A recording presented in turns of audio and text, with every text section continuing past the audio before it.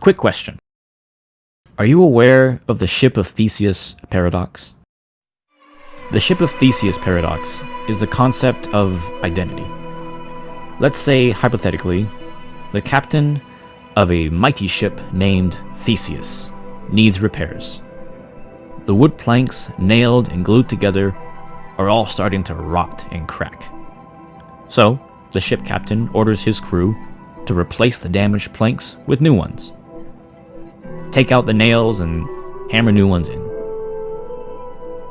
Replace the flag with a newly threaded one. The planks that occupied that space are now thrown out, trashed, used for other purposes. Over time, more and more planks on the ship are replaced. Over time, the old wood keeping that ship afloat are dismantled, forgotten. And eventually, the entire ship has been replaced with new wooden planks, new paint, new threads, new nails. At some point, you have to wonder, is this still the Ship of Theseus? Every piece that made this ship sailworthy has been replaced with new ones. The old planks are now just collecting dust, being used for other purposes. If every piece of the dismantled ship was put back together, then we would have two Ship of Theseuses. So which one is the real Ship of Theseus? They're both named the Ship of Theseus. They're both made from the same wood, the same nails, same threads.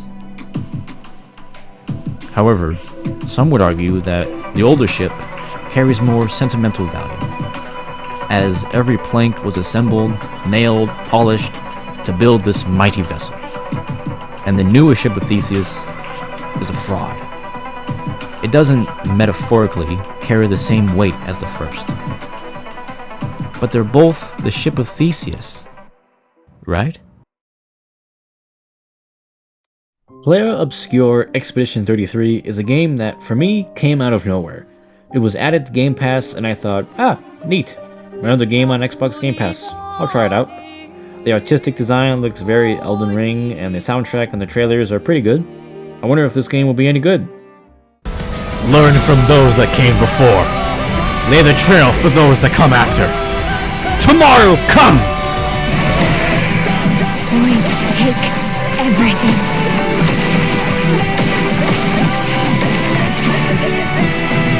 Is this true? Maelle's with him. We need to go, now!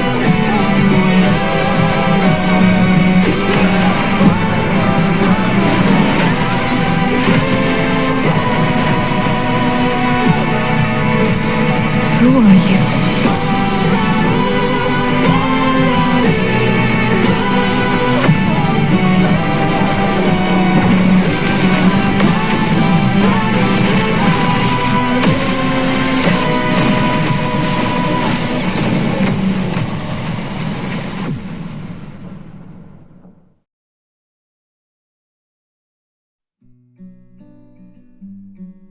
I'm just gonna say this right now. Expedition 33 is Game of the Year. Hell, Game of the Decade. Wait, when did Nier Automata come out? The game of the last 8 years. Expedition 33 has quickly become one of my favorite games I've ever played. The graphics, the gameplay, the characters, the story, the soundtrack, all worked in beautiful unison to create the most beautiful video game of the last decade. And could you believe that the team behind this masterpiece is an indie company with only about 30 to 50 people? SANDFALL Interactive have been working on this game for many years, and they killed it. And could you also believe that this is their very first game that they ever made as a company?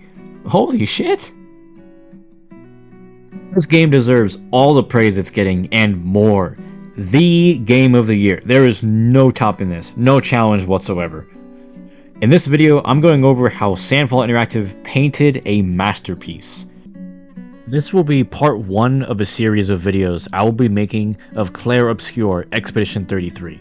This will be the foundation for all my other future videos that I will be making for this game, because there is so much to talk about in this game that I cannot do this in just one video. But for this video, I will be going over the story in its entirety, from start to finish. There will be spoilers if you care. If you do care about spoilers, please do not watch this video. In fact, I don't want you to watch any sort of Expedition 33 content until you finish the entire game. It's best if you know jack shit about what's going on. Seriously. But anyway, those of you that have played the game through its entirety or don't care about spoilers, here we go.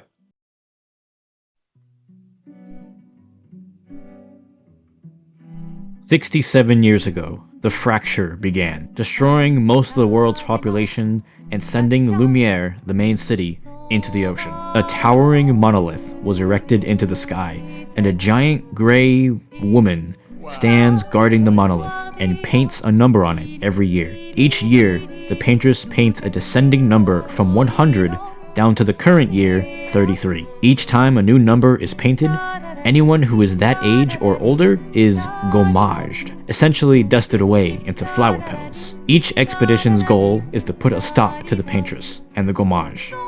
This expedition, 33, includes our main characters, Gustave and Maelle. Gustave, a charming and kind man who is actually the oldest person in Lumiere at 32, and Maelle, 16 years old but eager to leave the island in search of adventure. Her and Gustave share a father-brother/daughter relationship. They enjoy throwing rocks for some reason. Ooh, bad throw. The two head to the docks after talking to Gustave's recent ex, Sophie. They seem to be on better terms, but it won't last long, as this is Sophie's birthday. She's 33. They join the city in almost like a ceremony, celebrating the next expedition's departure, as they do not know what the road ahead will entail. You can tell who's going to be gommaged by the flower petals around their necks. Oh look, it's a mime!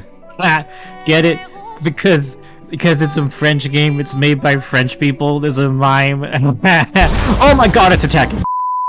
Like I said before, the paintress paints the new number 33, and everybody at that age or older is gommaged.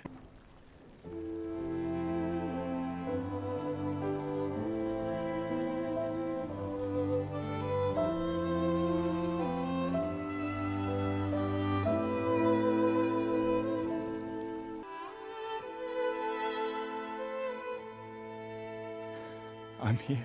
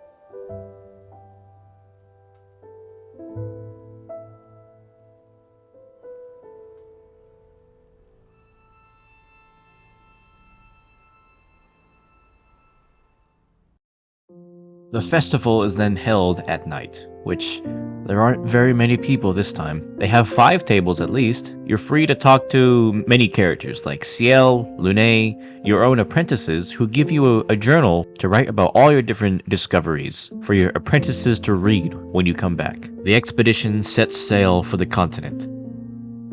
And while they're on their way, let me introduce you to some of the members that will be accompanying us on this expedition. Let's start with the first 2 that you meet at the festival after the gommage, Lucien and Catherine. They're good friends of Gustave, they grew up together. Lucien likes drinking a lot apparently, and Catherine seems to have something for Gustave.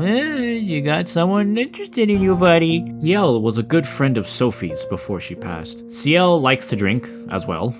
She's more on the chill side when it comes to her personality. She's just here for a good time, not a long time. The bracelets on her arm are from her apprentices in Lumiere. Aw, how sweet. Lune is more of the researcher and is probably the one who's most interested in going into the continent. Of course, she wants to stop the painters, yeah. Yeah, but she also loves to study. She's been researching the Paintress for many years and is determined to lead the expedition to victory. Every expedition has its commander, and 33 is no exception. 33's commander, Elan. He is an honorable leader who earned his position as commander. The team is counting on him to call the shots. Together, they are Expedition 33.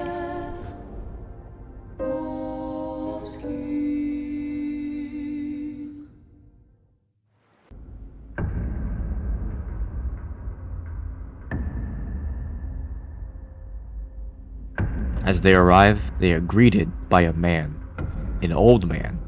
But that couldn't be. He was supposed to be gone, gommaged. How is he so old?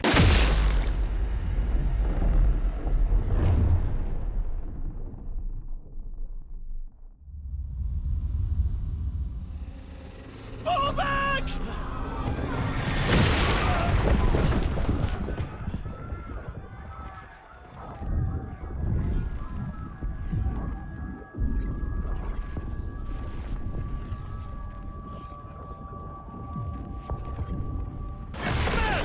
Stop! Come on, we need to go!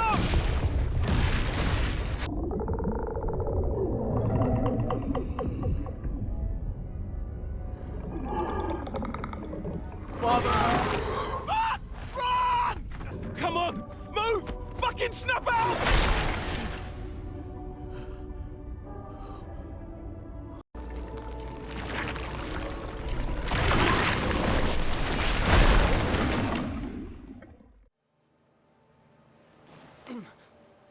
Gustav awakes, alone in a forest. As he searches for other survivors, he is attacked by a Nevron. Deadly monsters created by the Paintress to halt any expeditioner's march towards the Monolith.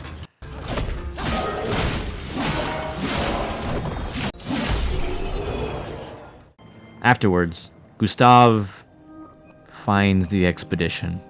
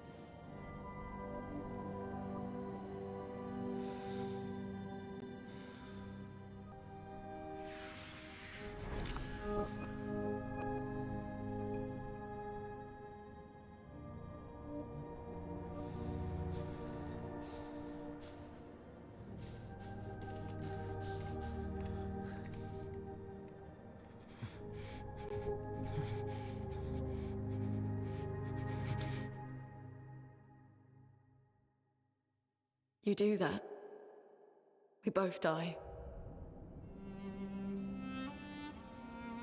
Lune interrupts him, convincing him to continue.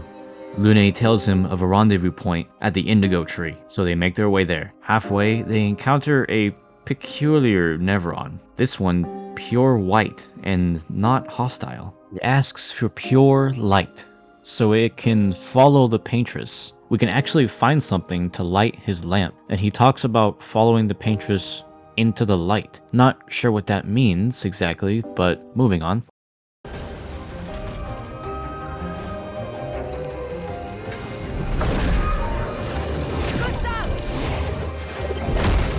Paintress must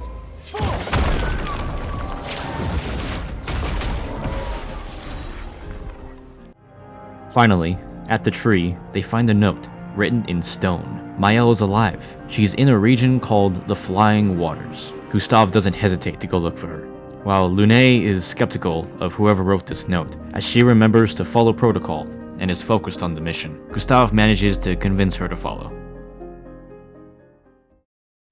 The two make their way out and can now explore a small section of the continent in this overworld style of travel. Now this is what's considered the open world. Sections of it open more and more as you progress throughout the game. There is a lot of side content in the overworld, but For the sake of this video, I'm going to focus on the main campaign. I will make separate videos for the side content going forward. And in case you're wondering, I am playing this on the easiest difficulty only because I want to get through the story as quick as possible so I can make this video as quick as possible. I already have my own playthrough on the medium difficulty, which is fairly challenging. In fact, it's quite challenging in the endgame. Don't tell me that I'm a wuss playing on the easiest difficulty, okay? There's a reason for that. I'm trying to get to the campaign as quick as possible. And since we've made it this far, you likely don't care about spoilers, so I'm going to spoil the regions of the game, and so I can just talk about the environments and how beautiful they are. They're amazing.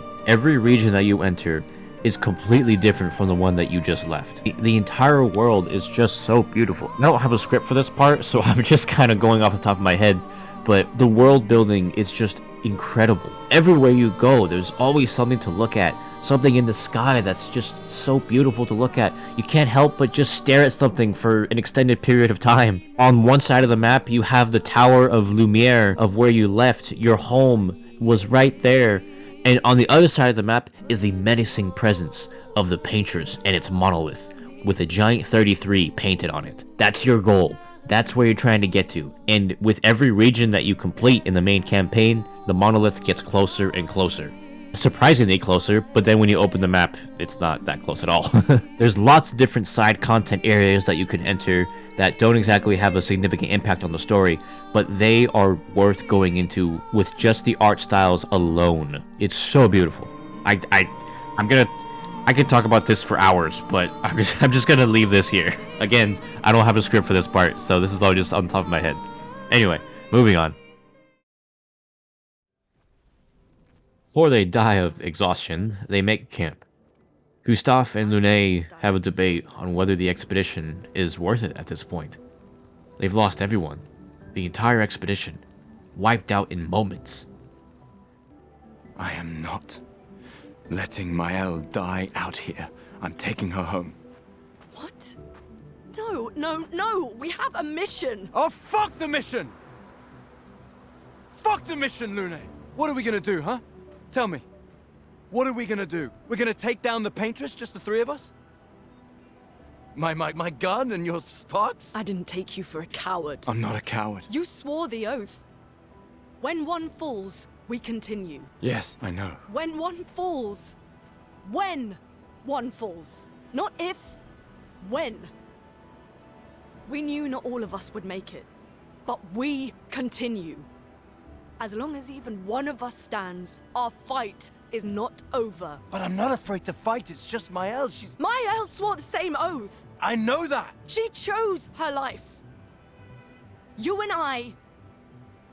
Come on, we always said the future of Lumiere is more important than any individual life, yes. Do you still believe that?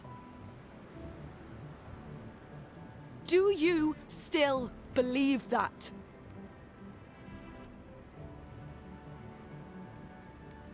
Do you?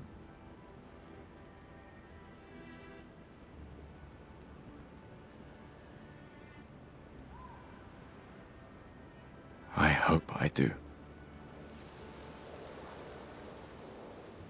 It's here where the team makes camp.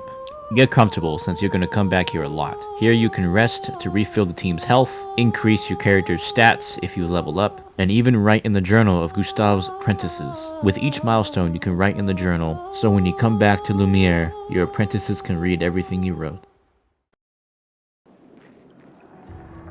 Now they venture in the Flying Waters, a part of the continent that I think was the source of a great storm, and is now underwater, but not really.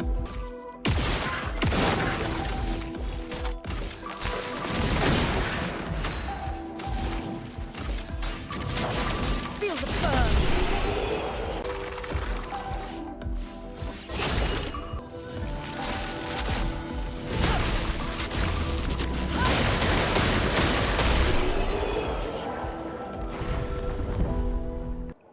Anyway, going further, the two find the mysterious door. As they walk through, they are transported inside a manor, clean and well furnished. There they find Maelle. She tells them that she woke up here after the beach ambush, and cared for by this guy. She calls him the Curator. After a warm-up duel,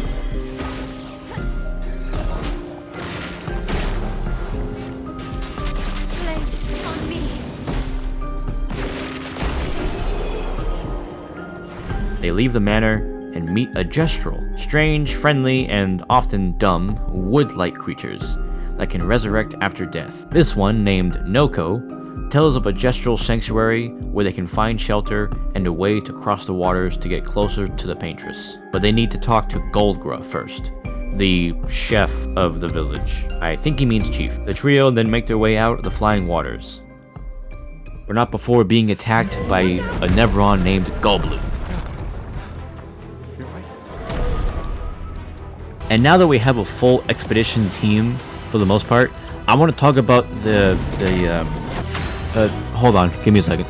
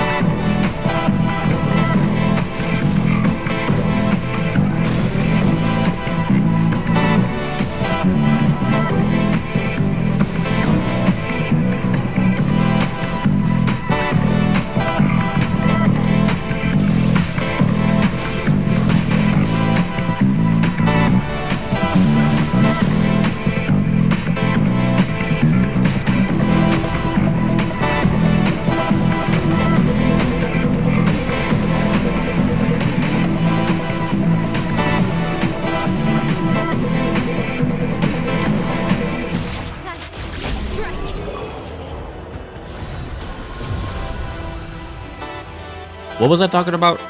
I don't remember. Moving on.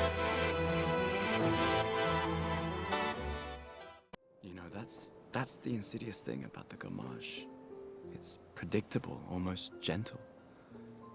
It makes Lumiere complacent and accepting, but the Gommage is equally violent than death. Death is just as final.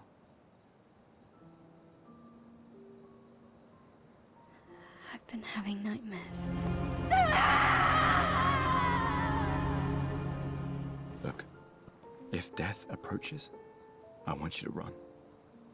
No, promise me. Run. Especially if we meet the man from the beach. We can't face him. You see him, you run. Only if you do the same. Oh, I'm running as soon as I see a strand of white hair, trust me. You won't even see me, I'm running so fast. Oh, please, you're an old man. I can outrun you any day. Yeah, right. There was a time when 30 was young, you know? Sure. Now that the curator has weirdly followed us into camp, we can use him to upgrade our weapons and increase our Lumina points. Jeez, man, I'm trying to upgrade my weapons. Calm down, bro. As they get close to the Gestral's village, they meet a strange, mysterious, fading boy. It looks like he's in the middle of his Gommage, but never went through with it. It's like he's speaking in riddles. He's trying to remember people's names or something. Very strange, but that's all we get for now. As they approach the sanctuary, they're given an unwelcome greeting.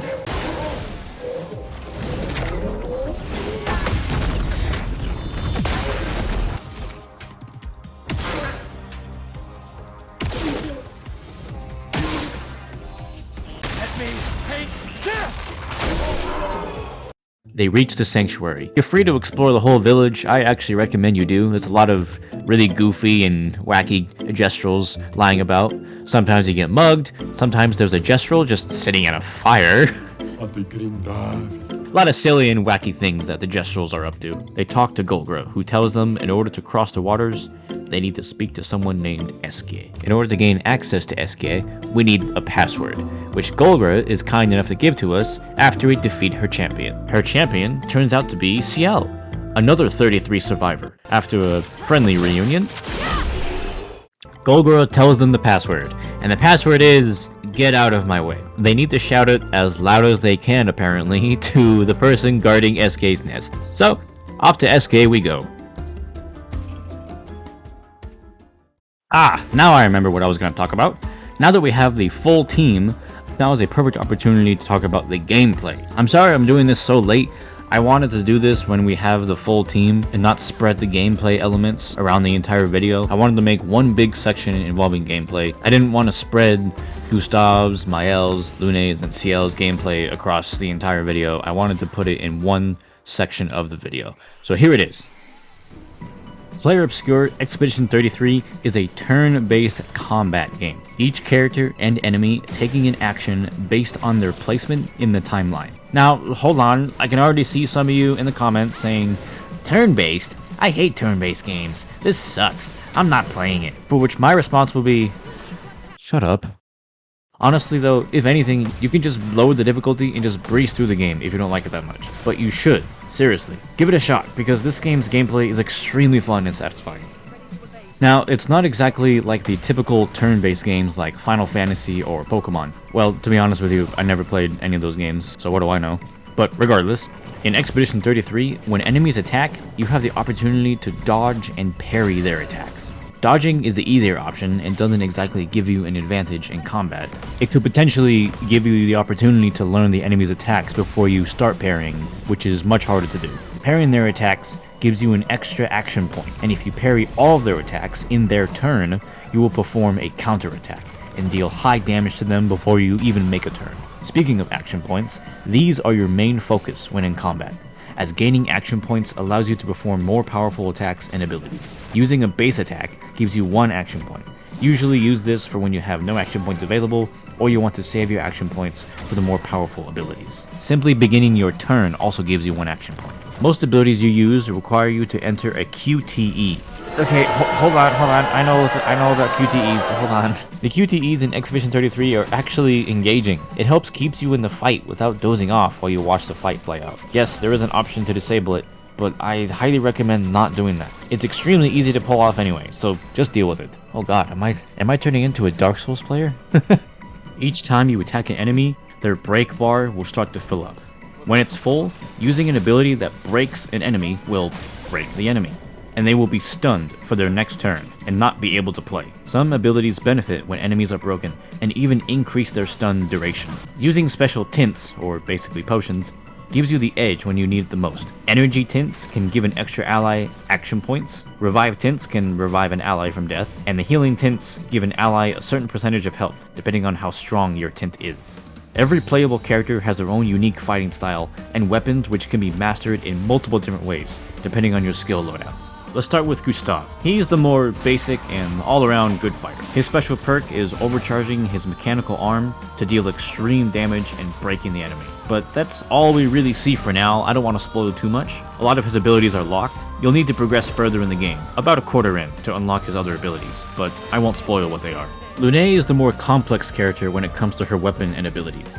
She has 4 elements at her disposal: fire, ice, earth, and thunder. Using any one of these elements will give her up to 2 stains, which she can save to empower her attacks to deal more damage and other special effects. Some abilities even giving a 5th element, light. Light stains can be used in place of any other of the 4 stains to upgrade abilities without needing the required stain.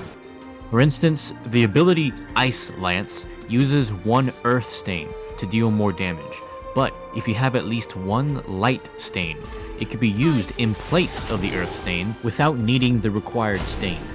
Many of her abilities use this form of combinations to deal ridiculous combos and insane damage. Equipping certain weapons found throughout the world can even give you bonuses to her stain upgrades and more. Maelle is the wild card of the bunch. She can be played as the tank or the heavy damage dealer, depending on how you outfit her. Each of her abilities changes stances, which, depending on her stance, gives her special perks. I'm gonna say stance a lot, don't worry about it. She starts battles in her basic stanceless stance. No bonuses or penalties are given in this stance. Using any of her abilities switches her to a different stance. In offensive stance, all of her attacks do 50% more damage, but Maelle also takes 50% more damage. Use this stance if you feel confident in your dodging and parrying abilities. I usually use this offensive stance as a segue into my following attacks. In defensive stance, Maelle takes 50% less damage, and each parry and dodge gives her 1 more action point. Use this stance if you need the extra action points or if Maelle is close to death, as she will take far less damage from enemy attacks. Combining this with her shell abilities can reduce her damage taken even further. Virtuous Stance is her most powerful stance, as being in this stance gives Maelle an increased 200% increase in damage with no downsides. Difficult to activate at first, but when in Virtuous Stance, any of her other abilities is given the 200% increase in damage. So combining her abilities like Spark and Swift Stride will switch her into Virtuous Stance. Then, using something like Fluid Fury, yes, I had to look it up to pronounce that, will significantly increase her damage and keep her in Virtuous Stance. Most of Maelle's weapons give bonuses depending on which stance she is in. Ciel was confusing for me at first, but her most powerful way of play is in boss battles. Ciel's Sun abilities can apply Foretell on enemies with a maximum of 10 stacks, giving 1 Sun charge. Using her Moon abilities, use that Foretell to increase the damage depending on how many stacks are on the enemy, giving her 1 Moon charge. You're free to use either in whatever order you want. However, using at least one of the opposing charge will set Ciel into Twilight on her next turn. In Twilight, Sun abilities double the amount of Foretell, with the maximum increased to 20, and her damage is increased depending on the amount of charges that you have consumed before entering Twilight. So let's say you have 1 Sun charge, and you use 1 Moon ability, or vice versa. It doesn't really matter. That will enter you into Twilight, and give you a plus 50% increase in damage, as well as the other effects. The more charges that are consumed, the more damage Ciel will do in Twilight. So you can essentially stack this as high as you want and enter Twilight with an insane increase of damage of like 300%. That is why I prefer using her in boss fights, since they last the longest, which gives you more time to stack more and more charges. Many of Ciel's weapons complement playing with only Sun charges or only Moon charges, or give you an extreme bonus in Twilight. Now there are 4 teammates sure, but only 3 are allowed in a battle at once. You're free to swap between characters outside the battles, but once you enter the battles, those characters that you've chosen are stuck in that battle until they win or lose. You're free to choose how many party members are in that battle, so you can actually just have 1 character fight in a battle against 3 enemies. If the members of the party actually end up dying, you can send in the reserve team member for them to finish the fight. Although if you do this pretty early, then you're kinda screwed. It was a little confusing for me when learning about the Pictos and Lumina, so let me break it down for you to make sure that you know what you're doing. Let's start with Pictos.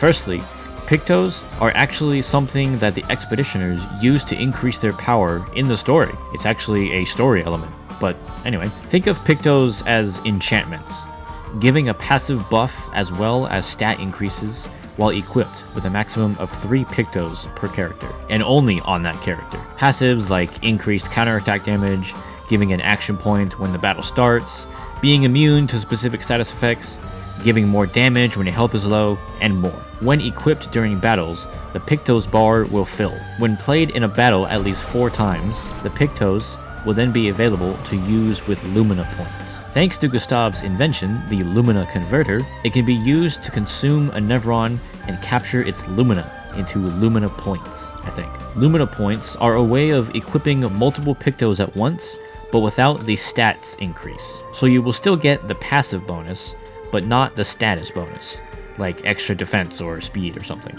To gain more Lumina points, you need to find couleurs of Lumina scattered throughout the world after fighting a battle, or purchasing them from Gestral merchants. You can then use the Couleurs of Lumina to increase the maximum amount of Lumina points a character can use, with the more powerful Luminas requiring higher and higher Lumina points. Any character can equip any number of Luminas regardless of what character has them, as long as they have enough Lumina points. However, if you have already equipped the Picto, then there is no need to spend the Lumina points on that perk. I'm currently in New Game Plus on my main playthrough, and I am still finding Pictos to equip, because there are a lot of Pictos to upgrade. I recommend just equipping any of the newest ones that you find, just in case you need them.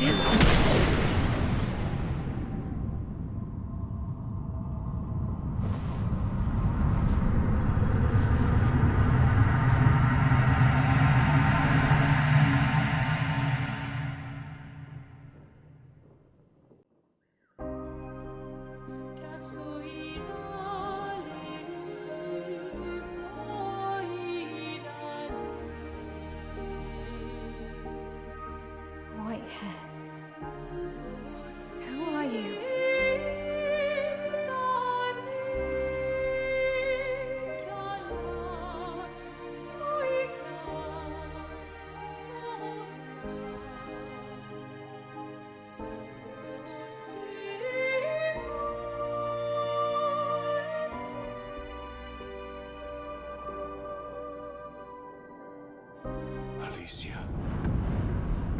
I told you to stay home. It's not good for you to see this. It's her fault, and she doesn't even know it. But you can't be here. What are you talking about? What's my fault? What is this? You should never have come. You're only going to make things worse for everyone. Now take your friends and go home. Let them spend their final year in peace. This is your only warning.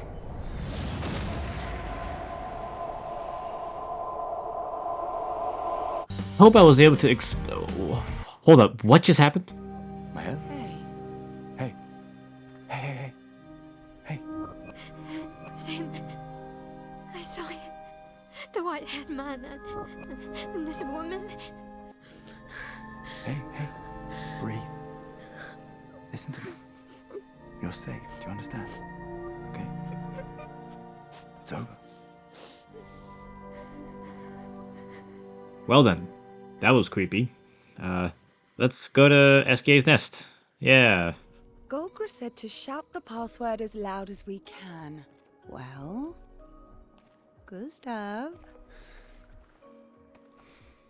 you're the loudest. Really? Hey. Come on, don't be shy.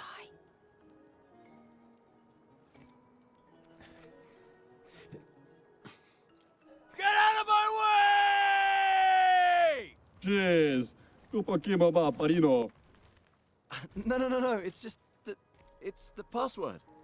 Rico femicola, gor granda bari bombino, passwordito. Gomiku rapito sava. I feel for you, Gustav. Oof. That's awkward.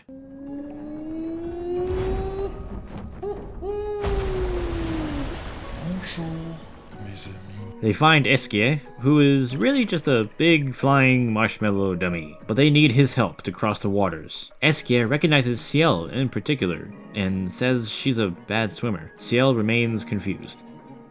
Anyway, Esquies tells him in order for him to swim with the crew across waters, he needs a special rock, apparently. After fetching his special rock, which actually isn't his special rock, Esquies tells the crew where his actual magic rock is, the Stone Wave Cliffs. I'll meet you outside!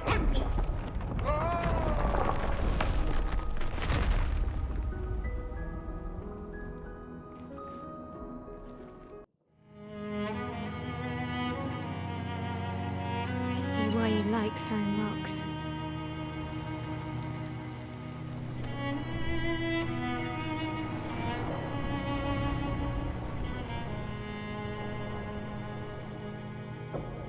You've been quiet since you saw those people.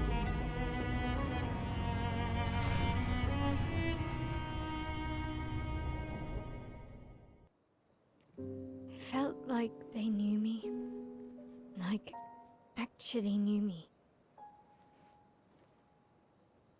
I don't understand what's happening. And I feel like I never understood. Yeah. I hate it too. Things we don't understand. They just make us feel small and powerless. But it helps, you know, to focus on the things I do understand. On the people I care about and who care about me.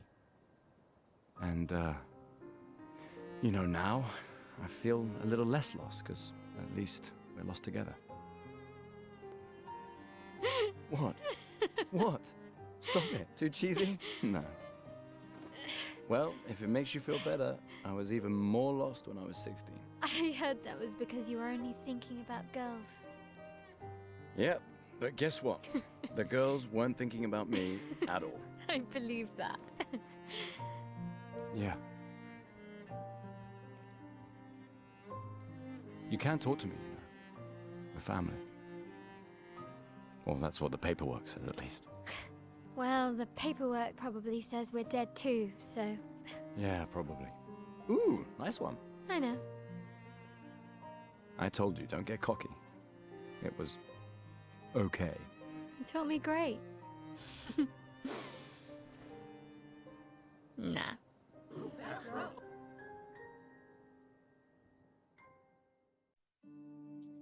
Finally, we reach the Stone Wave Cliffs.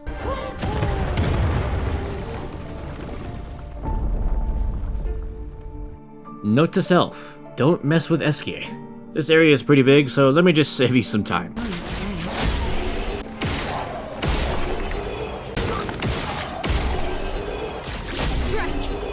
Alright, now we're at the end.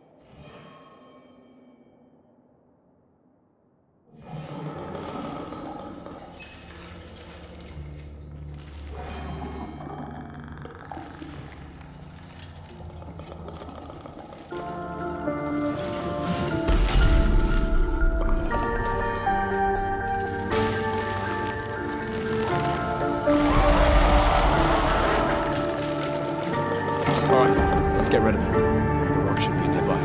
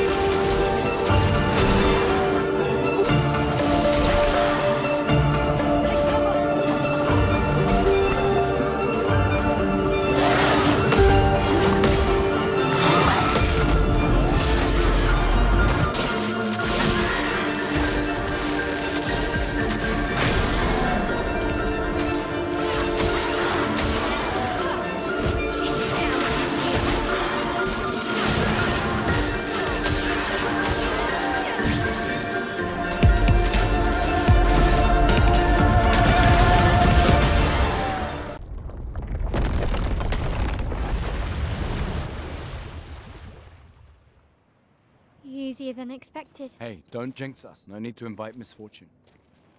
I don't see any stones. What's happening?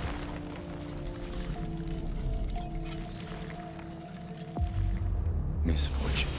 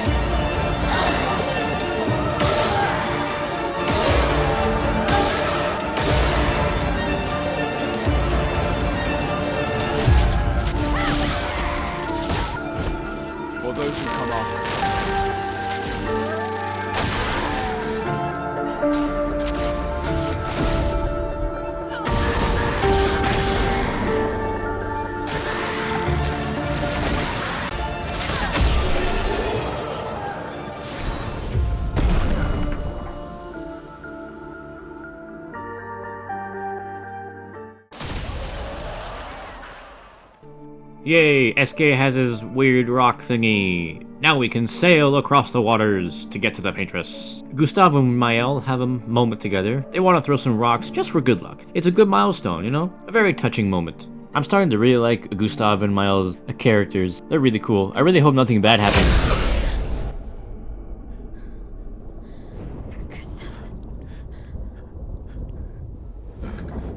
If death approaches, I want you to run.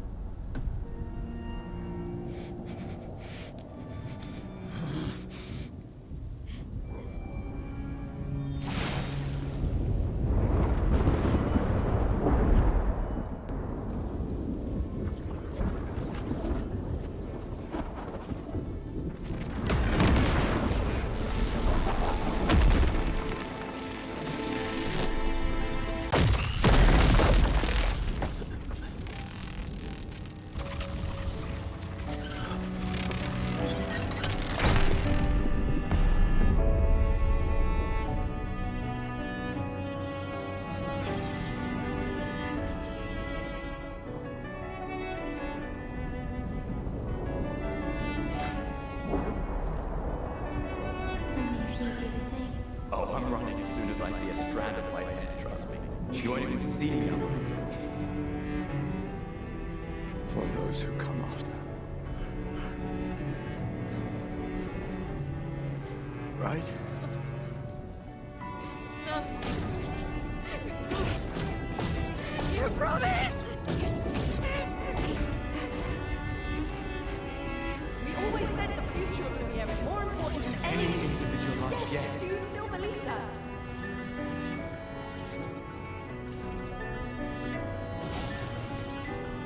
Do you?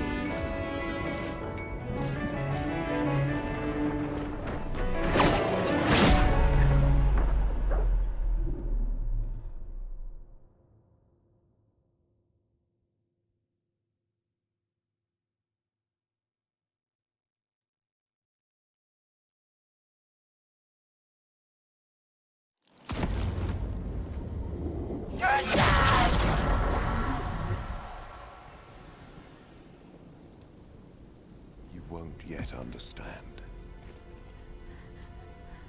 But this is a kindness, not a cruelty.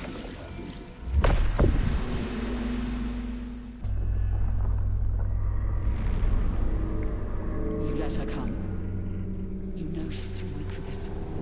How could you let her take such a risk? You only care when things are right in front of you. My sweet child, you were supposed to stay home. I told you not to worry. But since you're here now, just stay put. What are you saying?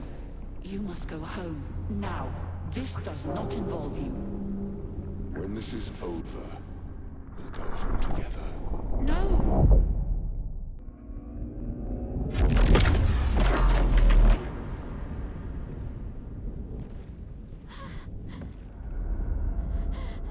This won't make sense to you now.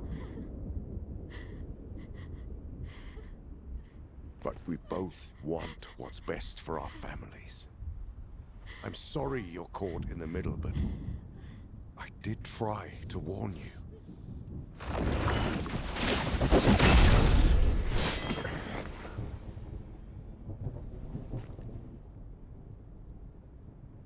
It's been a while.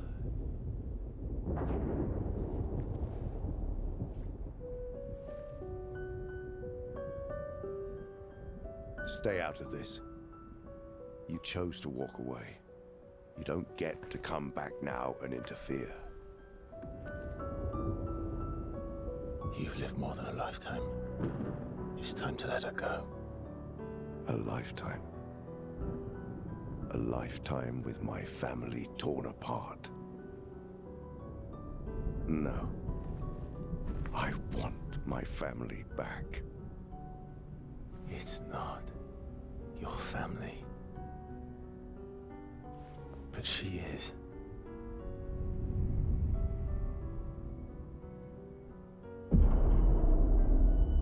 You would use her.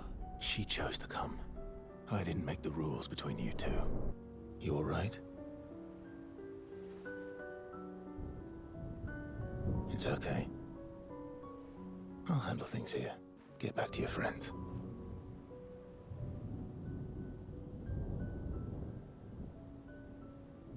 Go.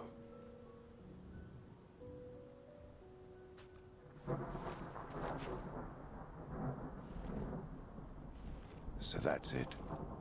You've set us down this path. But are you ready for the consequences? She'll never paint again.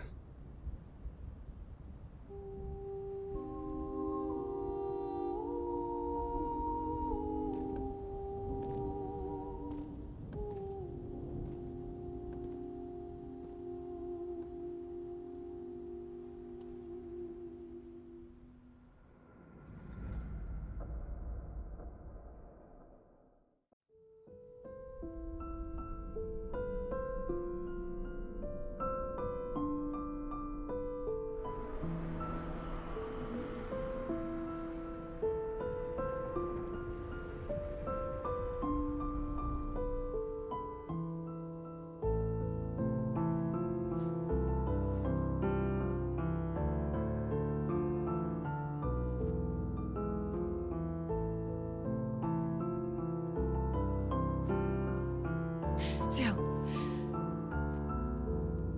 This seemed important.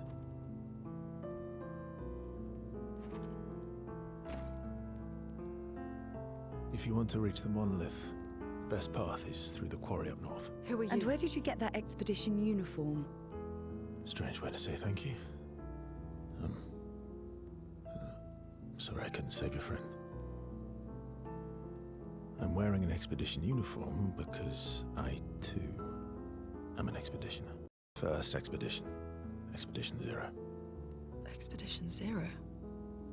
But how are you alive and not... Old? I don't know exactly, but some of us stopped aging and were not affected by the gamage. Some of you?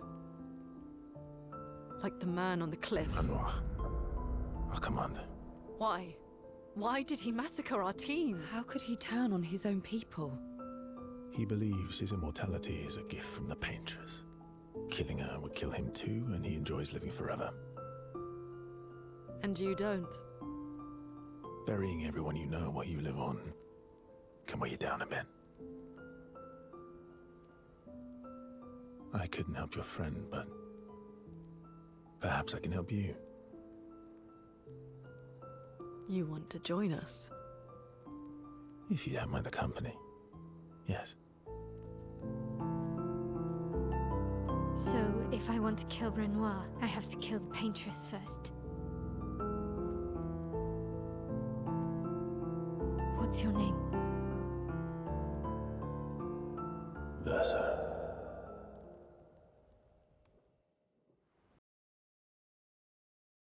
With Verso joining the team and replacing Gustav and gaining all his weapons and Pictos, they make haste across the waters. Verso recommends they cross the forgotten battlefield. Thousands of expeditioners are laid waste in this no man's land. Maelle gets a little traumatized by all the bodies and asks to bury what remains of Gustav. Verso suggests a peaceful red forest, so they make their way there. Verso teaches the team of gradient parries, usually fatal attacks that have a quite generous parry window. Moving on, the team gets ambushed by what murdered all the other expeditioners in the area.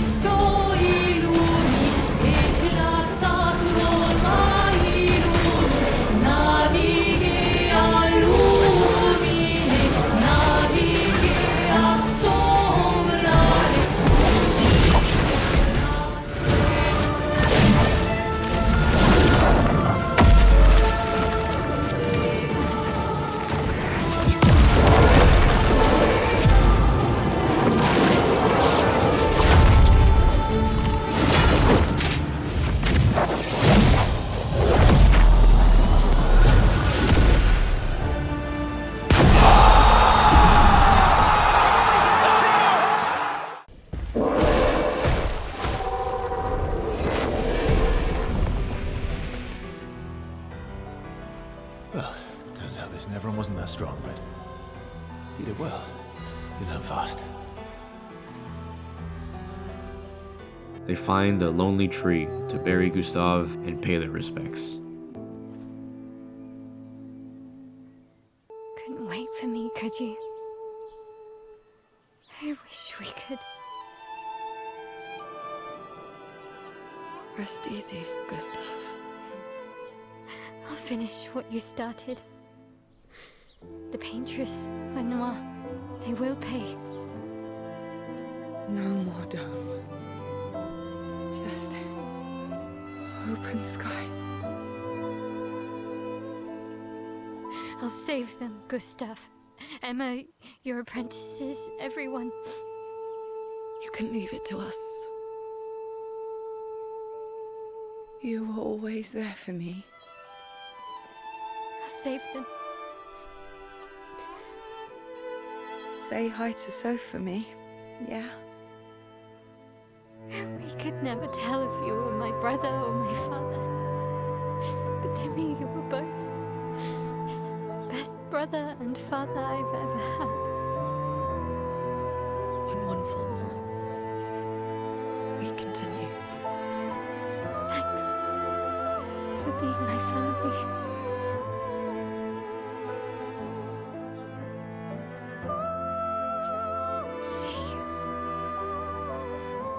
In the next life.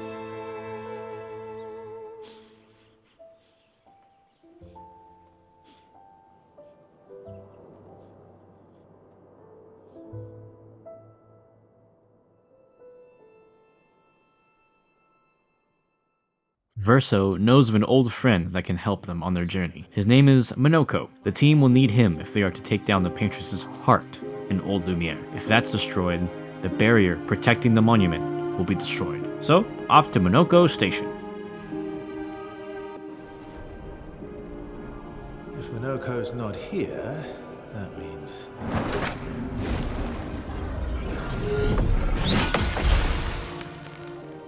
slow as ever. Obvious. Your reflexes remain sharp as ever. I approve. Turns out, Monoco is a Gestral. Ladies, could I? A special Gestral. A Gestral who's constantly in a pose. As a welcome gift, he challenges us to do... Hold on one second.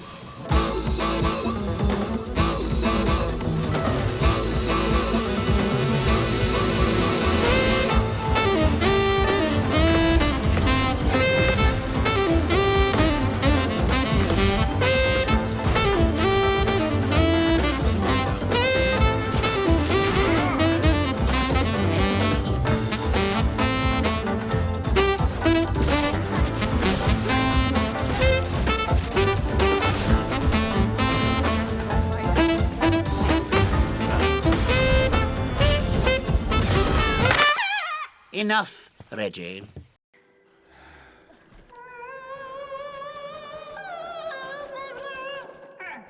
No distraction, son. I'm really busy beating up strangers. So stalactite just outside. Monoco sits and watches like a coward. But hey, he teaches us gradient attacks. Special moves that require many action points to charge. After the Neveron is defeated, Monoco takes its foot? Apparently, he can use Neveron feet to transform into its respective owner. Weird flex, but okay. Now that we've had some good battles to warm the spirits, to what do we owe the pleasure of your company? We're heading for Old Lumiere. Okay, bye. I will never join you again. There will be a lot of fighting, though. Oh yeah, that's true. Yeah, it's true. There will be a lot of fighting. Exactly. Count me in then. Noco's coming too. Oh, you are? As a responsible parent, this is a superb idea. Let us go to Old Lumiere.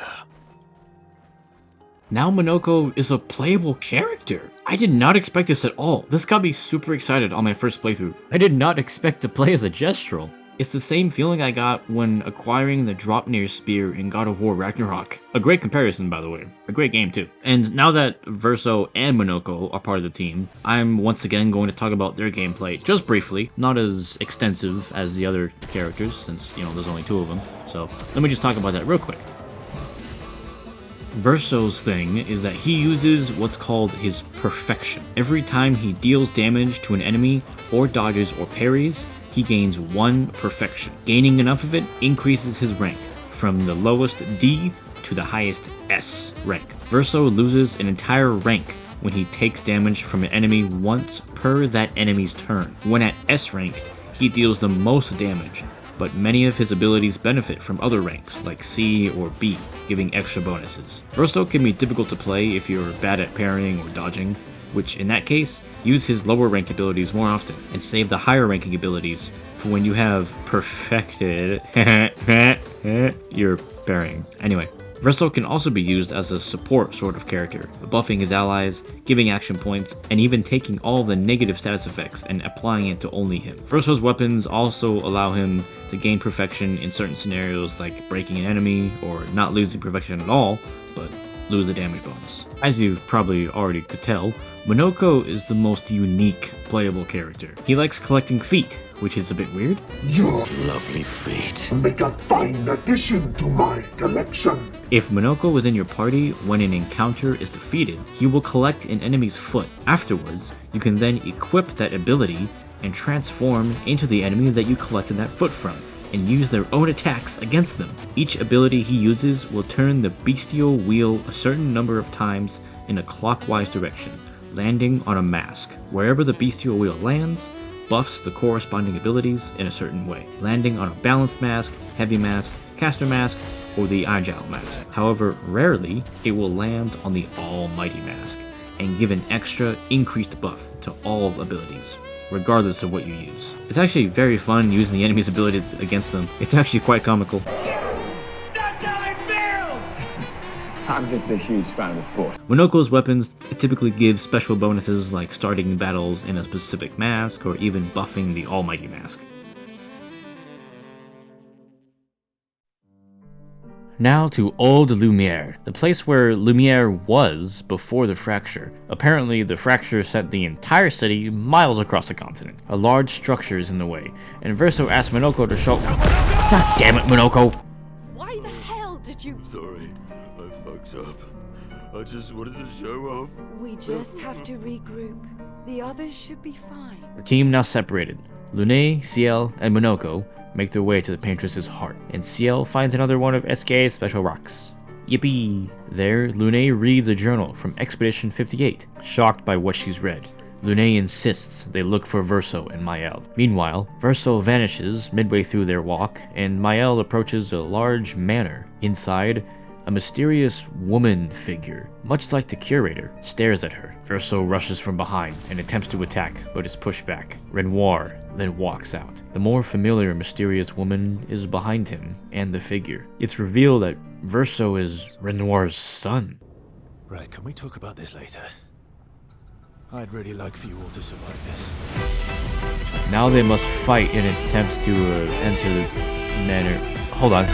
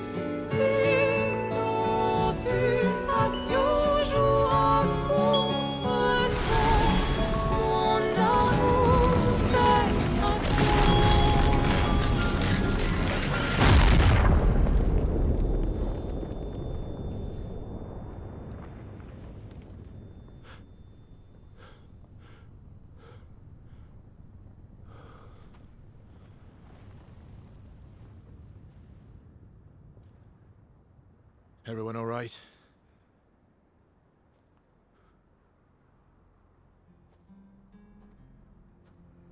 Monoco?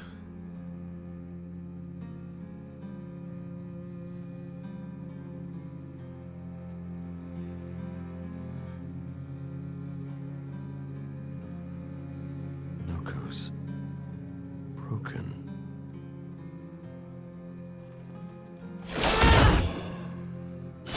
Why can't you accept who you are?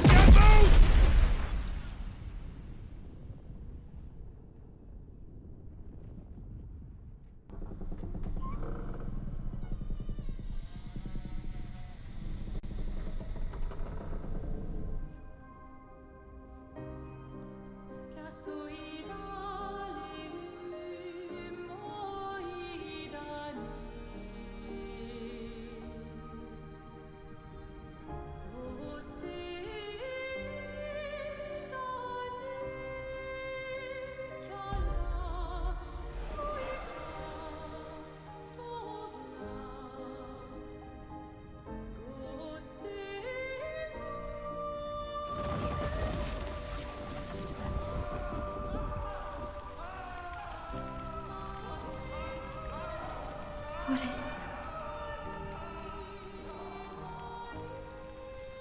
Will you tell me your name?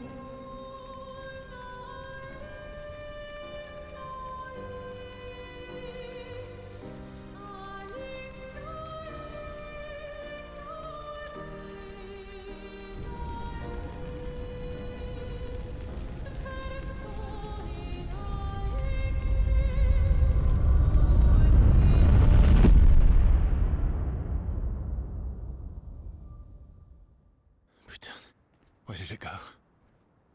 No. Alicia. Fuck!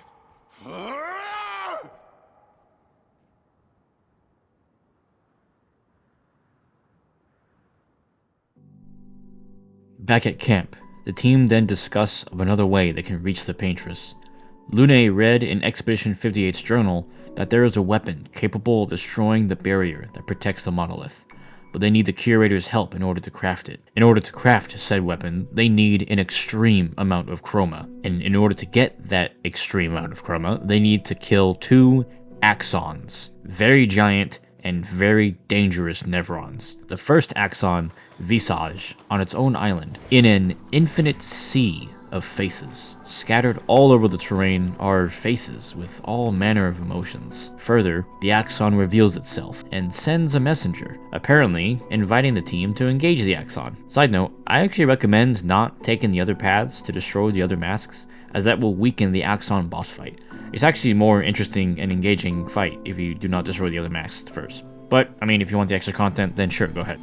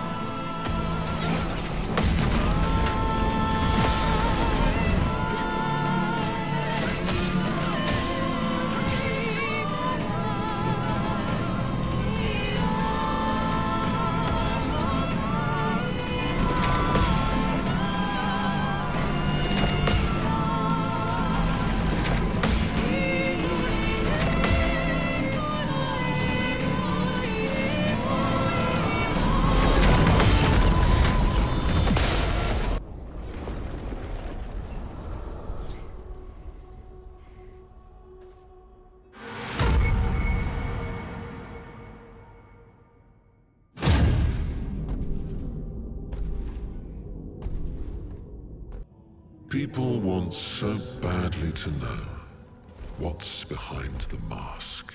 Front, back, recto, verso. Great art is both window and mirror. Whether it's your mask or theirs. Harmless, huh? He's the real Axon. Child, we all need masks, but how you use them.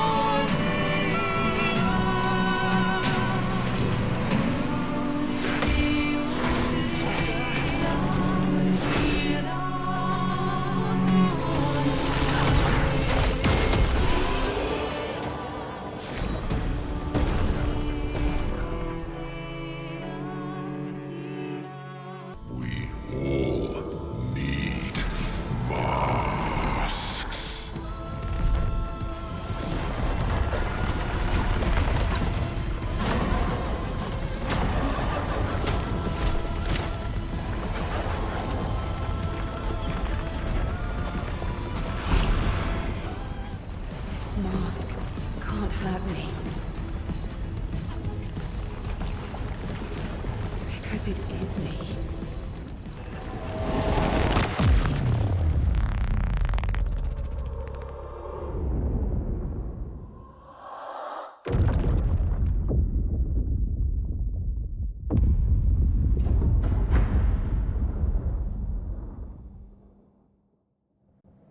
Now that they have the heart of the Exxon, I think? I don't know. It's Extreme Karma. That's all that matters. They give it to the Curator.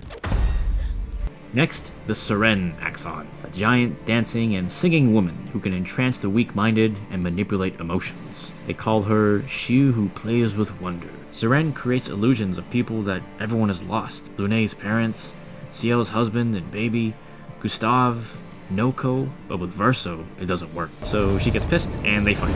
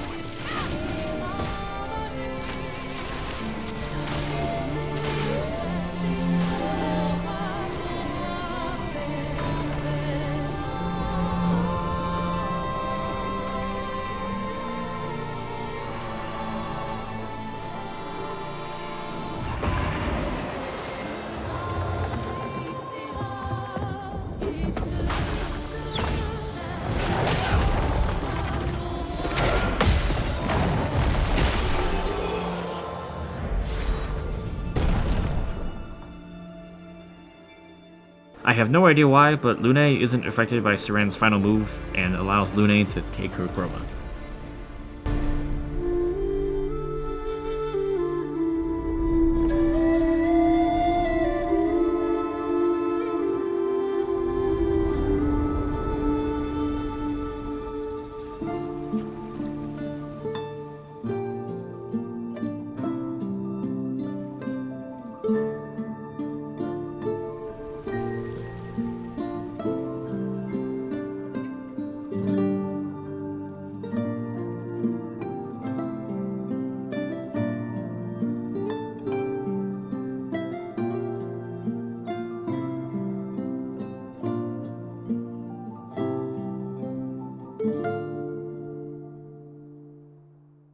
both Axons defeated, and another weird nightmare.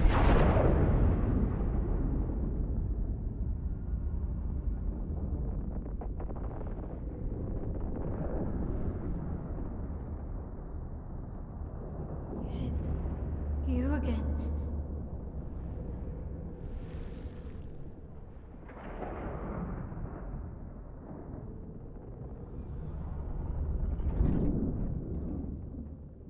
Why? The weapon is forged. Now we have access to the Paintress. One final effort is all that remains, but not before a toast, courtesy of Esquies Belly. She promised me sweet rocks. Is that wine? But someone should really get Maelle some apple juice. Verso is approached by Elysia and gives him a letter.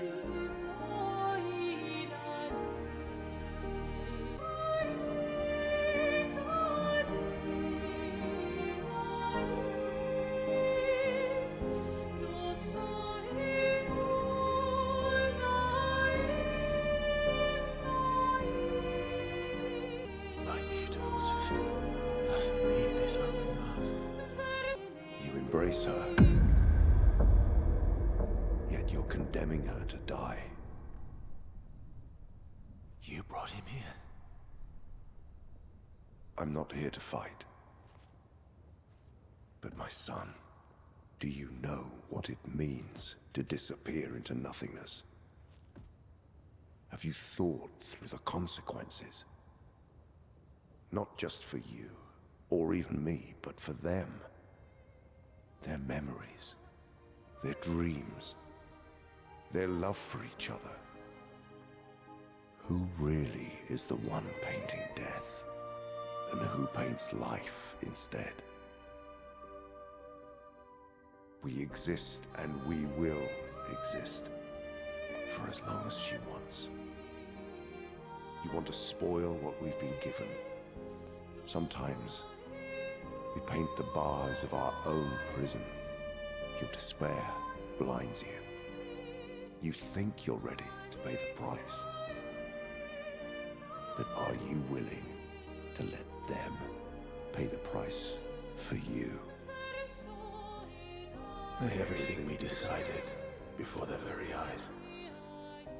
Between the bars of their prison. In the shadow of the Monolith. In the shadow of the Monolith. Finally, Maelle destroys the barrier, protecting the Monolith.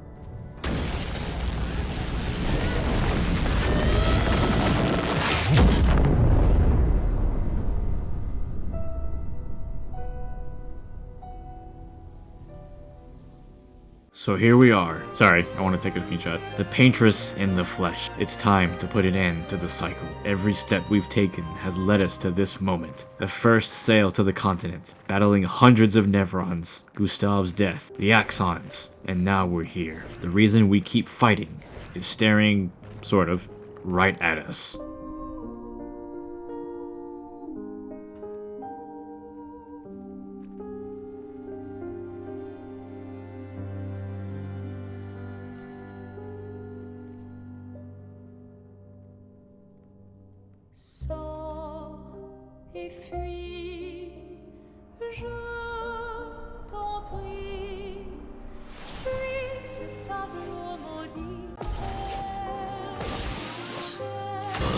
Lovely feet. Monoco, no! But it's not what we thought. I don't think this is...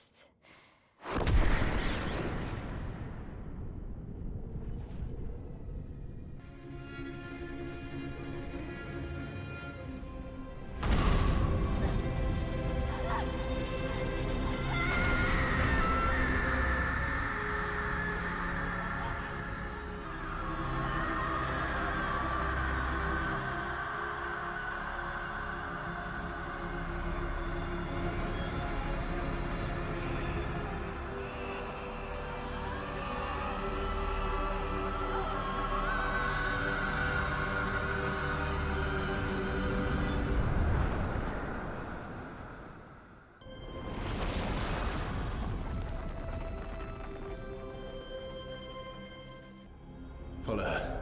Quickly. Now we're inside the monolith, and it's a long, long, long way to the top, so let me just cut this short for you. Every once in a while, you stumble upon memories of the paintress, teaching her children how to paint, play piano, and assumably arguing with her husband. Finally, near the top, Renoir stops us one last time, and begs Verso to give in and let the paintress keep painting. Naturally, he declines, and we have a final confrontation with... Wait, hold on.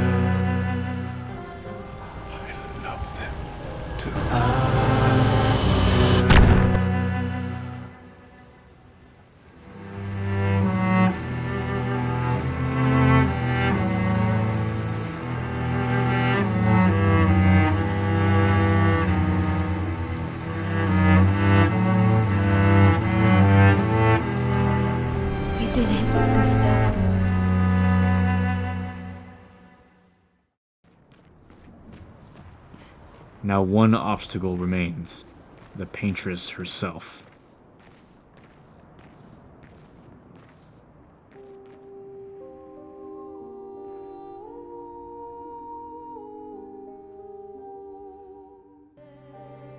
You've come back, but the fire. Are you really here? Oh, is he playing tricks again? Your face. My face? What about my face? Are you going to burn it again? Alicia's your daughter. And Maelle reminds you of her. The daughter you lost. Come along. Let's go home. Yes. You need to go home. She's not Alicia. You are not my Verso. No. Verso's dead.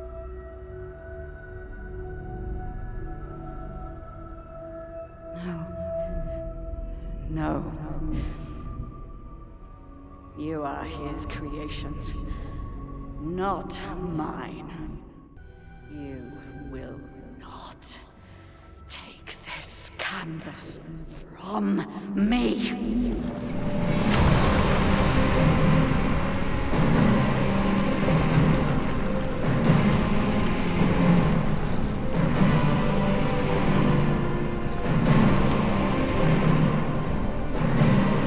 This is what we created the expeditions for.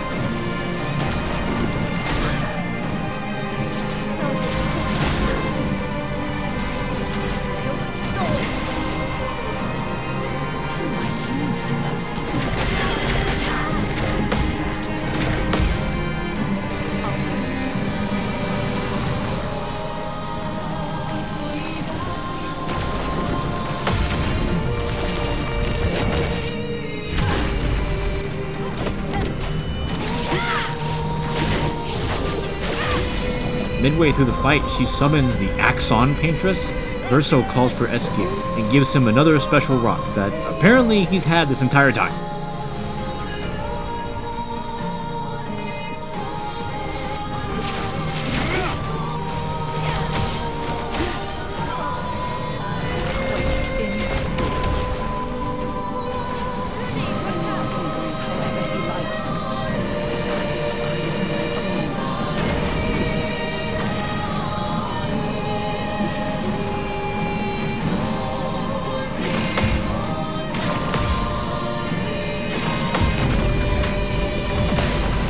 The Paintress rips reality apart? I'm sorry, what? I'll do it. No, you won't.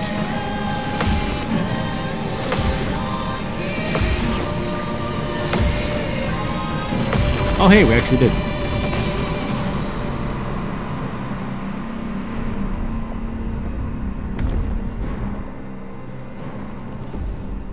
Ready to The evade. final stage of the fight, she doesn't attack. She actually heals and shields the team. Until they deal the final blow.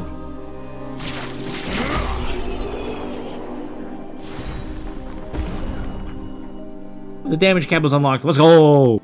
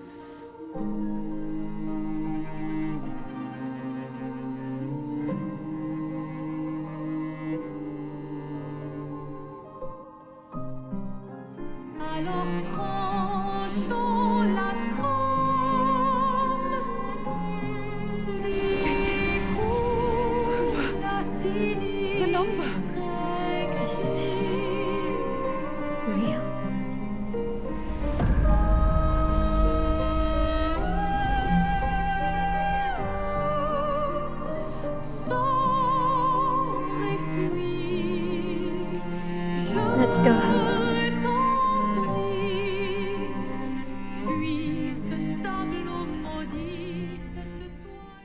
The expedition returns home. A celebration is in order. Lune is eager to speak about everything she's learned. Esquies dancing away, Ciel enjoying the crowd, and Monoco being harassed by the kids. Maelle approaches Gustave's sister, Emma, who gives bad news about Gustave. She hands his journal to Gustave's apprentices, who drop it in shock and run away.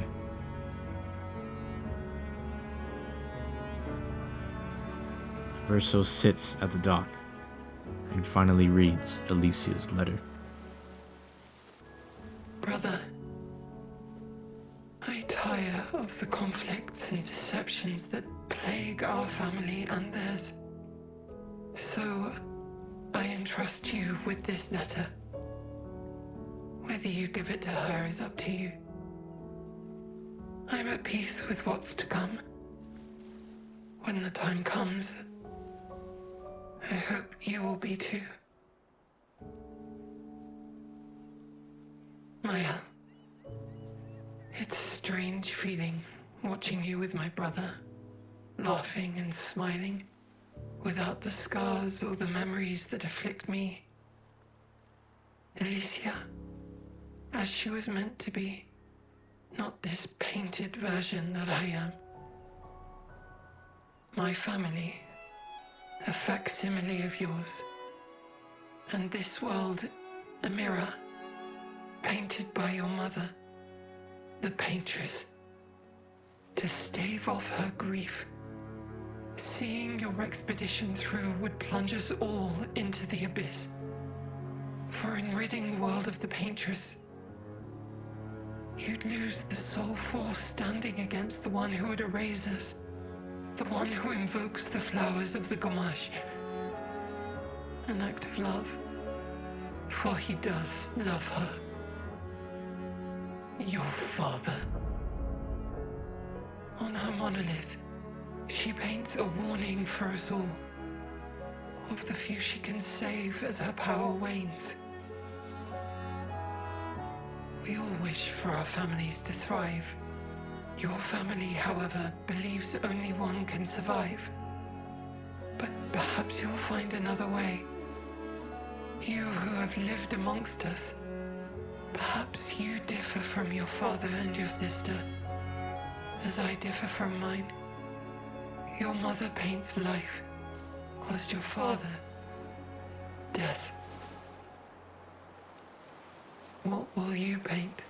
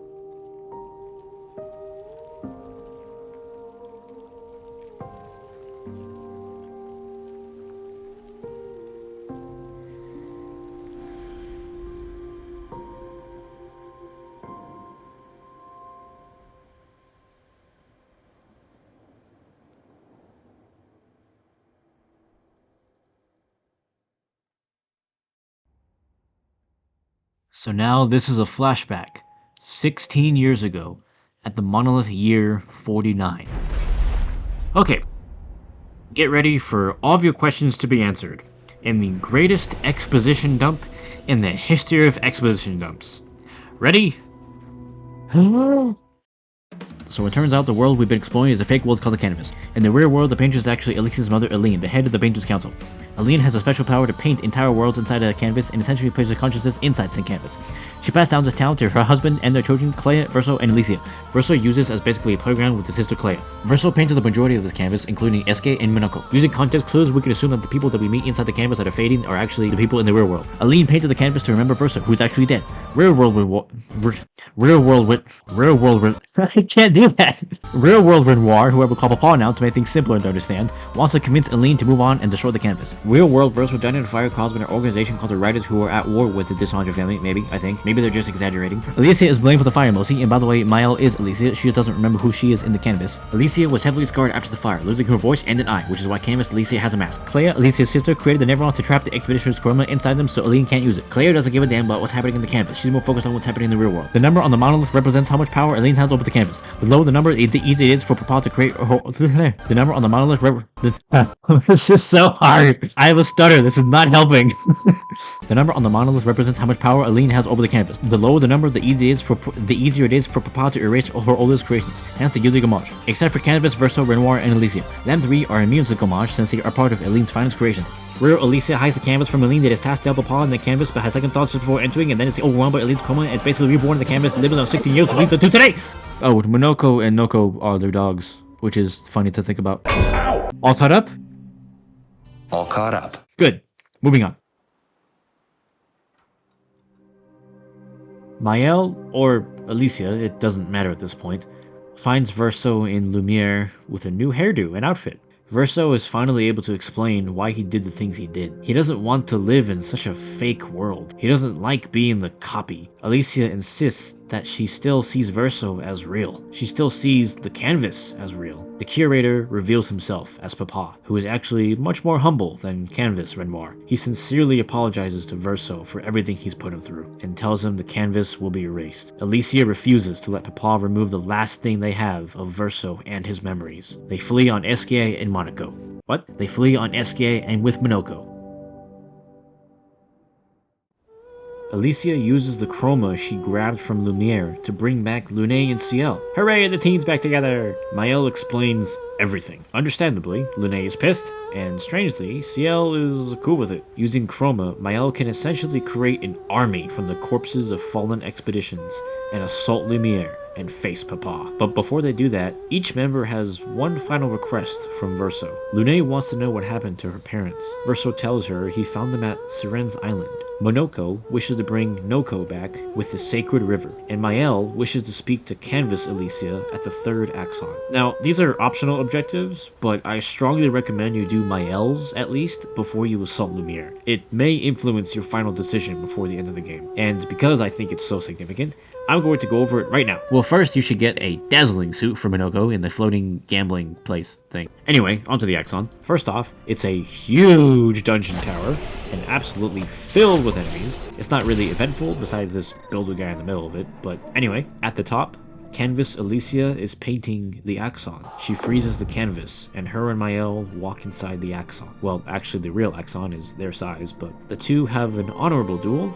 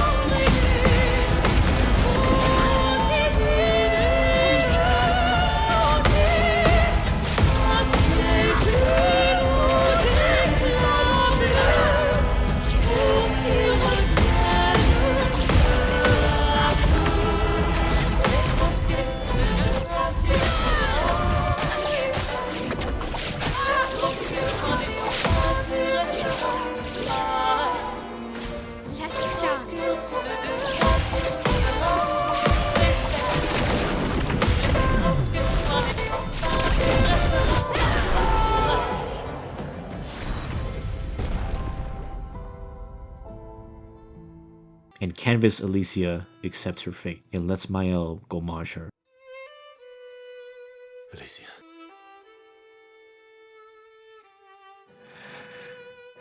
Send me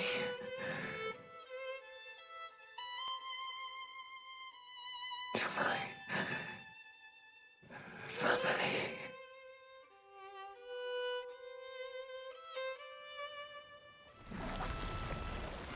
Wait. Maelle! But Verso didn't get to say goodbye.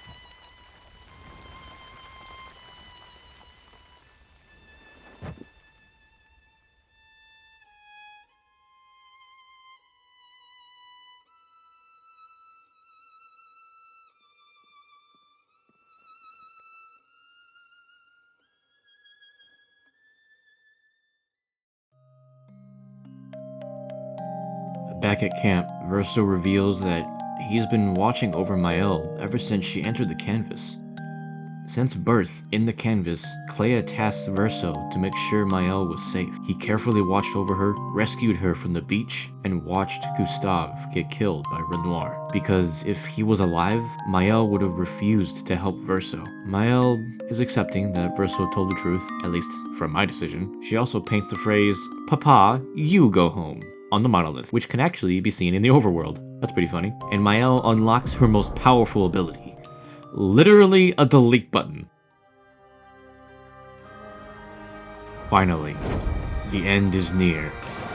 The Battle of Lumiere begins.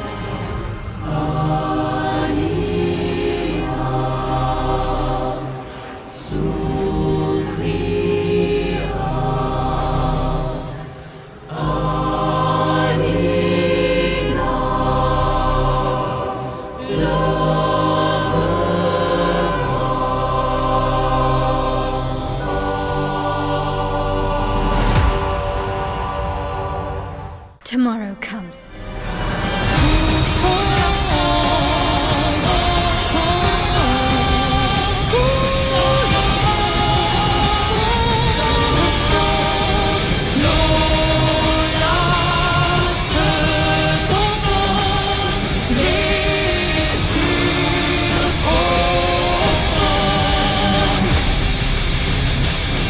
Expeditioners battling Papa's creations.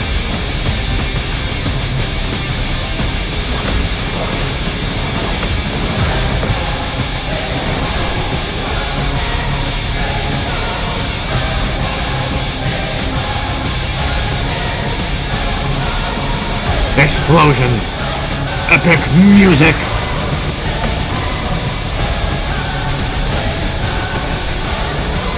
A gentle opera house.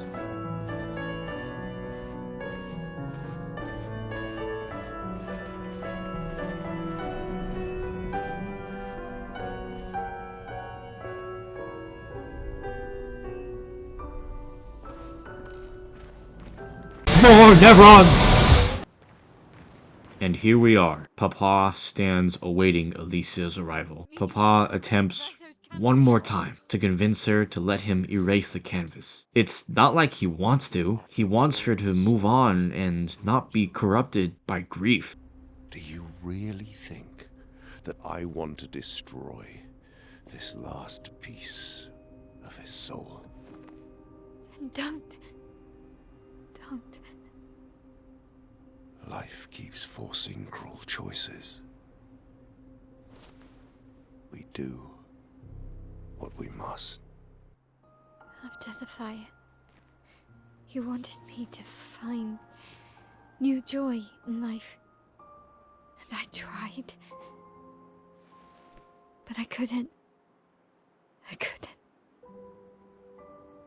Verso died because of me. How do I get from that to joy?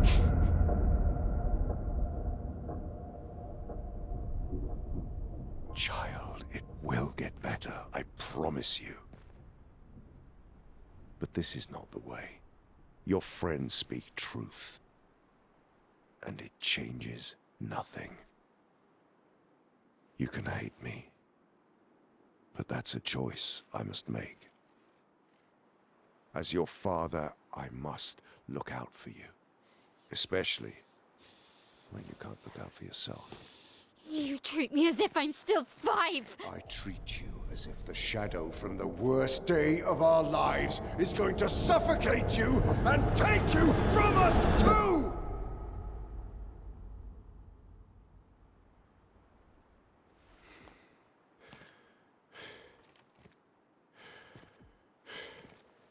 Enough.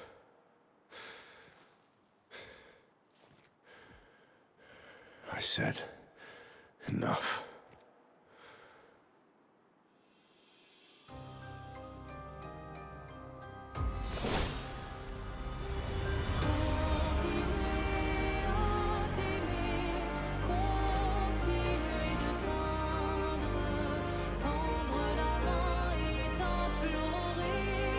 Very well. Just one last time.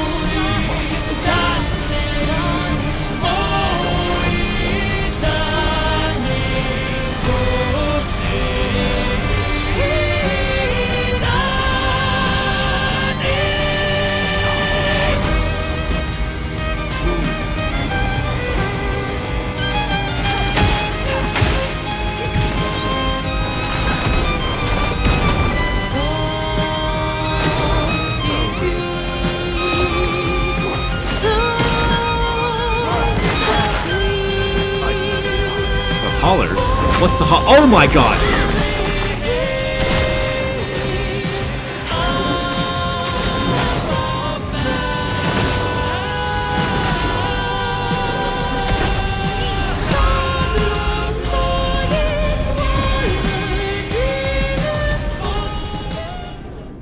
I do love a challenge, but this is beginning to irk me. Fuck. He keeps regenerating. Maybe we focus on the accents first.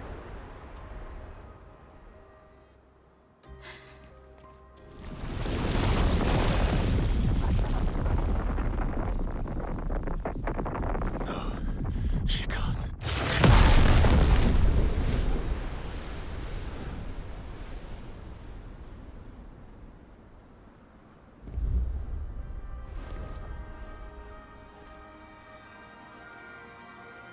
Mama.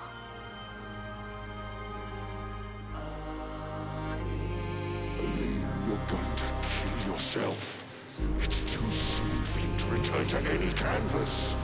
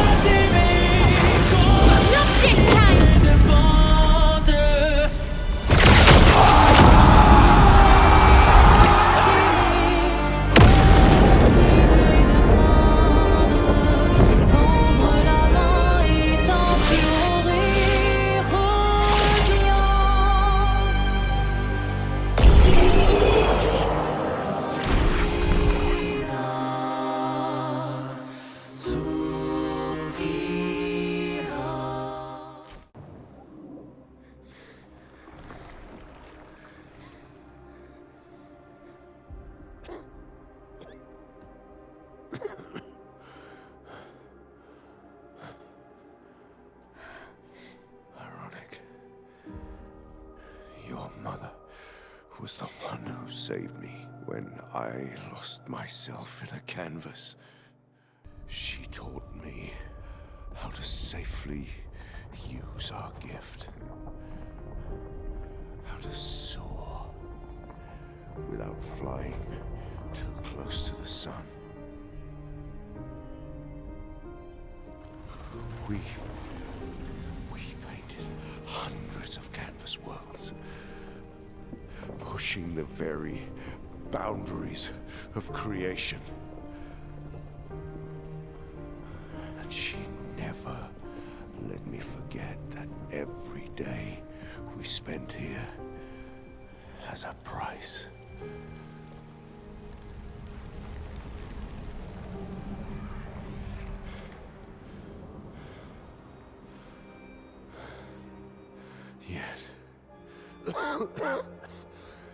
Yet, here we are now. So trust her. If she's doing this, then... I trust what she taught me. You think you know what's at stake, but you don't. I know precisely what's at stake. You want control. You want to feel like you're doing something. You couldn't save Verso, so you want to save us. Except you're not. Destroying the canvas won't help us move on. It'll just deny us the one place that helped us feel again. 67 years. 67 years I spent trapped within the Monolith. But I persisted.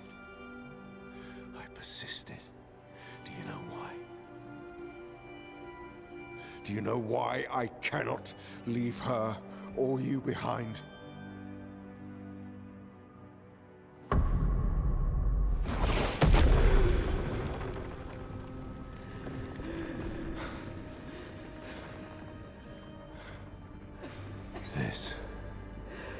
This is what I see every day. I cannot spend another day with living corpses. Since the fire, our family has crumbled. Aline in the canvas. Clair fighting a solitary war. You, a living ghost. Verso's death broke us. Wanted to be fixed. I need it to be fixed. I cannot lose you too. Don't you see? That's how I feel about them. But, see? I've lost so much. We both lost so much. I don't want to lose you either. I'm not leaving you forever. Just a little longer.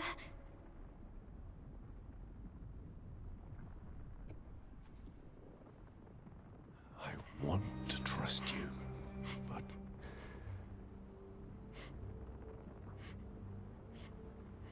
You can.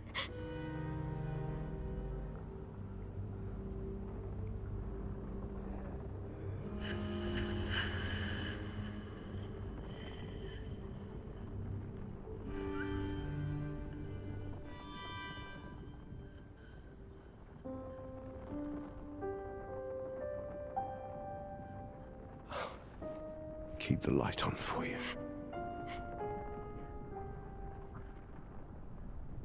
I hope you find peace.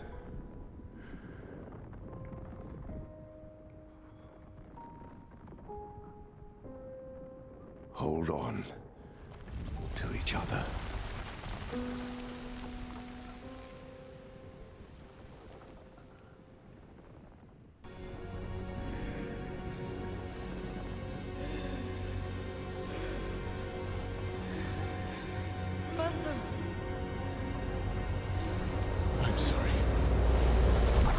Verso jumps into the rift. and finds the faceless boy painting away. Verso asks him to stop painting. Maelle interferes. Verso! And now you have a choice. Keep this world alive as Maelle, or erase everything as Verso. Both Maelle and Verso have selfish and selfless reasons for the route they want to go in the end. Alicia wants to stay in the painting forever, so she can have people who would like her not live with her disabilities and feel like her brother isn't dead. But some of it comes from genuine attachment to Lumiere and its people. She doesn't want it to be destroyed. At least in the canvas, she can live. Verso wants to erase the painting so he can finally die after 100 years of a life he never wanted to live, created in the image of another man. But he wants to help Alicia and the DeSanta family move on from the real Verso's death and mend their broken family. For my first playthrough, I chose Maelle, but this time I would choose Verso. You're forced to choose either way.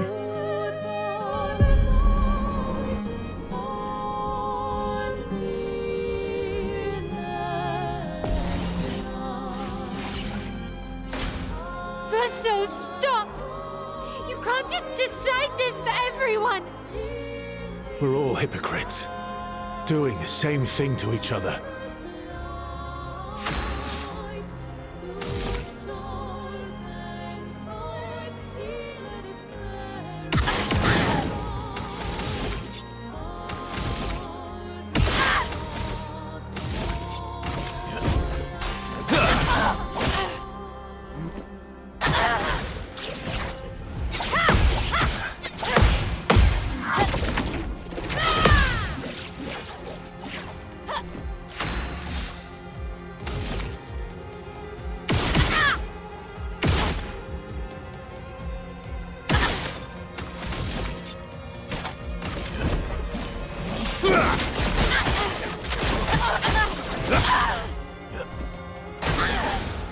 What about Lune and Ciel and Monoco? What about Esquies? Ciel was right. Grief blinds us. All you see are walls.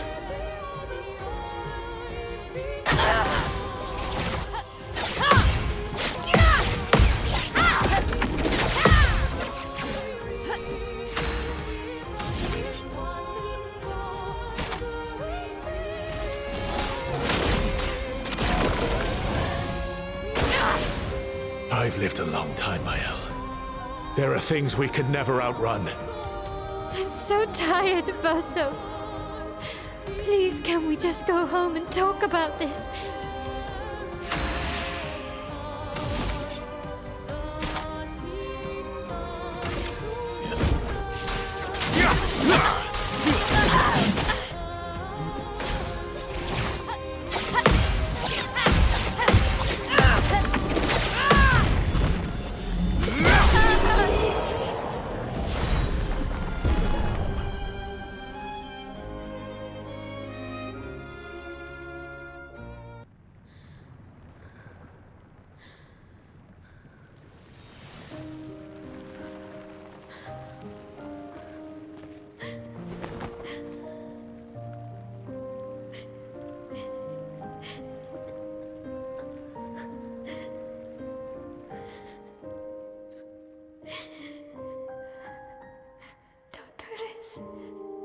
Don't leave me again. It's gonna be okay. It's gonna be okay, huh? You've got this incredible power to paint. You'll never have to suffer a life you don't want. You're okay. You're okay. You're okay.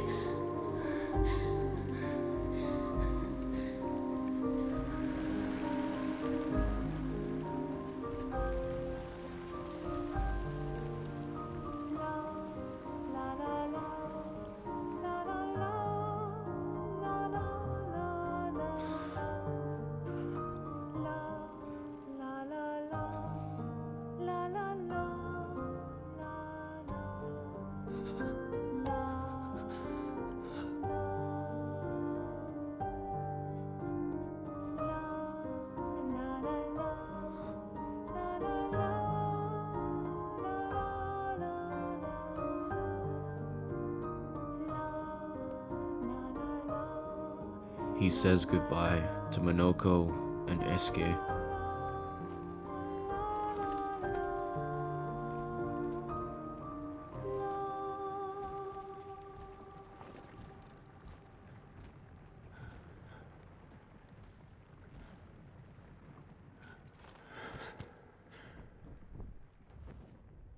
I will miss you guys.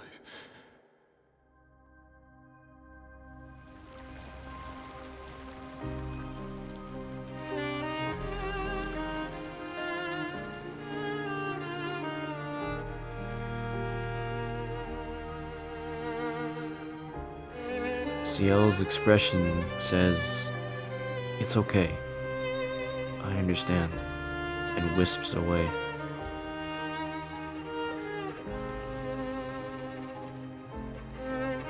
Lune, betrayed and lied to for the third time, sits. A look of anger, betrayal, disgust, and disbelief in one expression.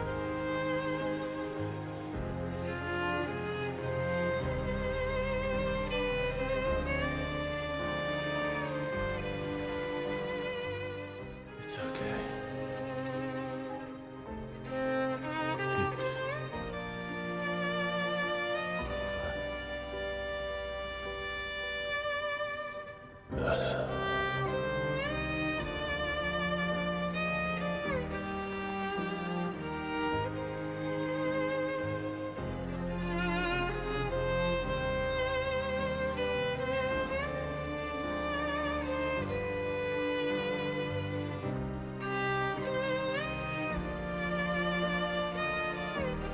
The canvas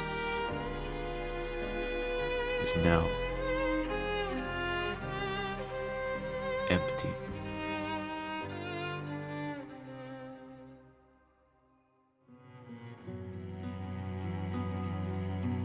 Now in the real world, the Descendre family gathers at Verso's grave, paying their respects.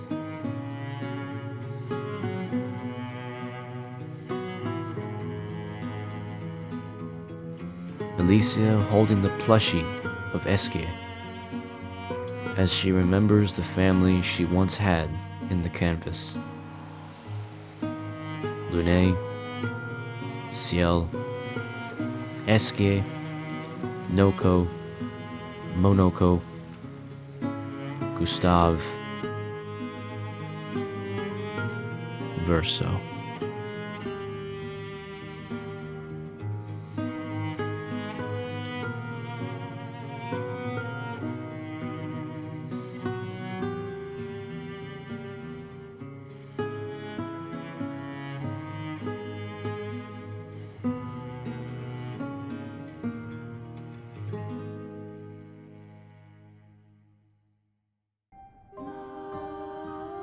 I think this game has taught us all a valuable lesson.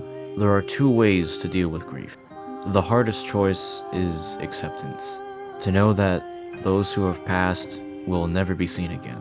To remember what they stood for, what their lives meant to those around them, and to honor the impact they had on yours and others' lives. Then the choice that I personally have a hard time getting out of.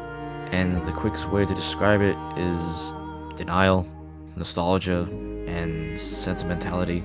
Remembering the good times we had, remembering how happy we were when they were around, keeping items of importance that the person had, things that meant a lot to you, times that you wish you relived, times that you wish you got back. But there is a third option, and that is balance. Clair Obscur, if you will. Celebrating their life, smiling when you think about them, knowing that they're in a place you know will suit them well, knowing that they're watching over you and guiding your every step. In the case of Clair Obscur, Expedition 33, you either move on and let their passing drive you towards greater things, or be consumed by nostalgia.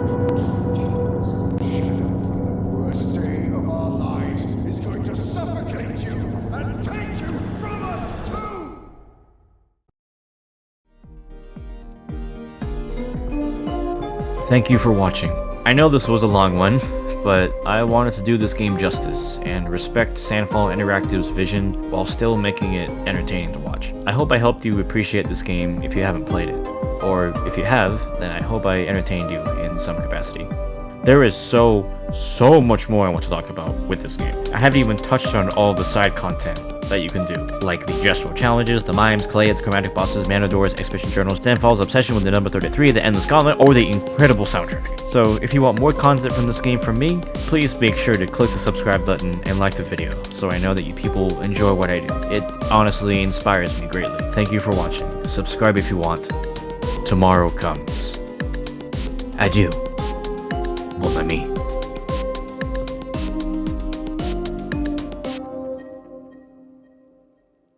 Oh yeah, that Ship of Theseus bit was referring to Verso. Ow!